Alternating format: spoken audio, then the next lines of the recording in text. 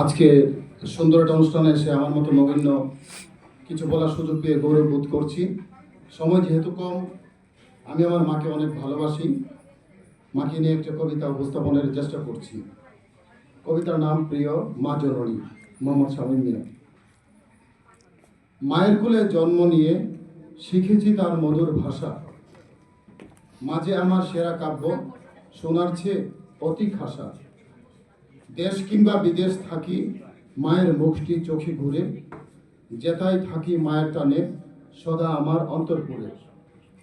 পরিণত বয়স আমার শিশুর মতো নৈকো বোকা, মায়ের কাছে আগের মতোই আজও আমি কচি খোকা। সুসময়ে সবাই থাকে, বিপদ এলে পাশে নাই, এমন সময় বন্ধুর মতো প্রিয় মাকে কাছে পাই। মায়ের ঋণটা শোধ হবার নয়, থাকবো সবাই হয়ে ঋণী। মা জননী চোখের মণি, ছেলের আপন চিরদিনী।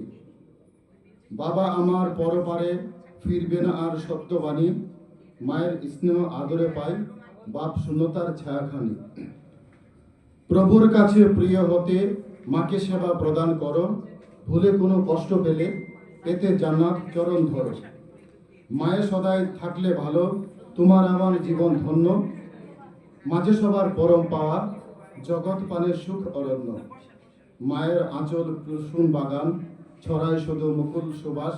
কি যে ভীষণ ভালো লাগা, পূর্ণতা পাই জীবন আবাস। সকলের মাকে সেলুট, ধন্যবাদ সকলকে।